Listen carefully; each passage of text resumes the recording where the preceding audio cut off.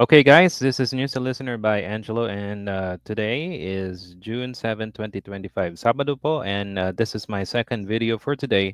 At pag-usapan naman natin yung si Win Gatchalian, Senator Win Gatchalian, about sa impeachment trial ni Sara Duterte. Okay? So, let's see yung kanyang comment about from February 5 at kung paano siya nag-change this June, this month of June. Okay, so let's talk about what he said before, and tapos yung pag-usapan natin konti yung video niya this month. Okay, so let's see. Let's watch this video from ANC. Okay, at sabi dito, Gatchalian favors Senate caucus backs Escudero's VP Sara impeachment trial timeline.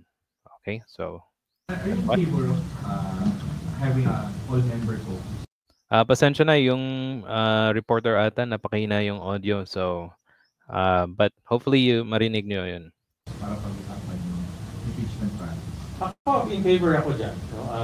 Like all discussion, whether it's a bill, it's a resolution, or something concerning the Senate, magandang pag-usapan yan. No? Dahil Positive naman siya na in favor siya pag-usapan. lahat naman ng decision and power comes from plenary. When you say plenary, members ang nag-decide. Correct. Yung the whole Senate. So, in favor ako na magkaroon ng all members caucus. But ako, on my own, I texted and talked to SP Cheese. Sinabi ko sa kanya, I support his stance.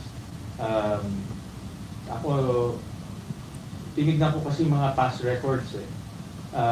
Tinignan ko yung impeachment case ni former President Erap, Ombudsman Gutierrez at si CJ Corona. All of those impeachment cases, nung tinansmit dito yung articles of impeachment, binasa on the floor. And that's the procedure. Okay, yun. Bale, kung natatandaan nyo kay sa last video, sabi ni Tito Soto, dapat pag-usapan yung impeachment sa floor. Okay? Pag na-receive na ng Senado. Kaso nga lang, si Cheese, hindi niya ginawa.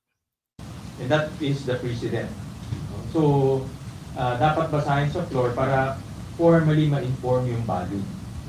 Dahil kung hindi formally ma-inform yung body, hindi alam ng Senate members formally.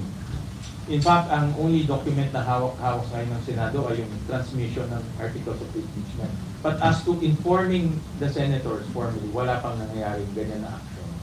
No? So, but because nga yung timing was off, no? Binigay sa atin last day of the session day, and a few hours na lang before adjournment, hindi na nabasa on the floor. So, kung nabasa yan on the floor, then the process will start. Okay, so kung sabi niya, hindi napasok sa floor, di ba? Yung articles of impeachment, magbe-break daw. Okay. Pero, kung pag-uusapan yung break ng Senado, okay, ito, may papakita ko sa inyo. Wait a second. Oh, wait. Tapusin na muna natin yung video. So, you deserve the timeline? I agree with the timeline. In fact, I texted the SPGs about that. I communicate with him and suggest him, give him my thoughts and suggest to him kung ano yung mga naiisip kong dapat gawin. Pero largely, I agree with his position. Yung focus, sir, nabanggit ko sa kanya yung focus. Yung focus, hindi pa. Hindi ko pa nababanggit sa kanya. Pero open ako kung magpapatawag ng focus. Paano dapat gabulin ng Senate yung signature drive, yung mga panawagan for you to start ASAP? Yeah, but we have a process in fact to follow. And the process is there should be session, and in that session, the articles of impeachment will be read on the floor to inform the body formally, and that has been the precedent for the last 3 impeachment cases. And from there, we can convene the impeachment court. Ang nagiging complication ngayon is wala tayong session. Alright? Thank you. Okay, so yun yung nasabi niya about the impeachment February. This is 3 months ago. Okay? So, yun, okay siya to proceed. Kailangan lang basa sa floor, which hindi ginawa ni Cheese nung bago mag-adjourn, di ba? Okay, next time I'll show you a video about what happened in the Senate bago sila mag-adjourn. Okay? And then yun.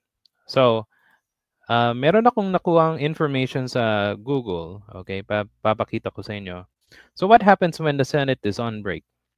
Sabi dito, when the Senate is on break, a recess or adjournment, it cannot conduct legislative business like voting on bills. However, the President can make recess appointments, some non-legislative work like committee investigation, and might continue. Remember yung ginawa ni Amy Marcos? Okay? Nag-investiga siya laban sa pag-aresto or sa pag-aresto ni Digong. Diba? Okay. Ang impeachment trial is not a legislative business. Okay?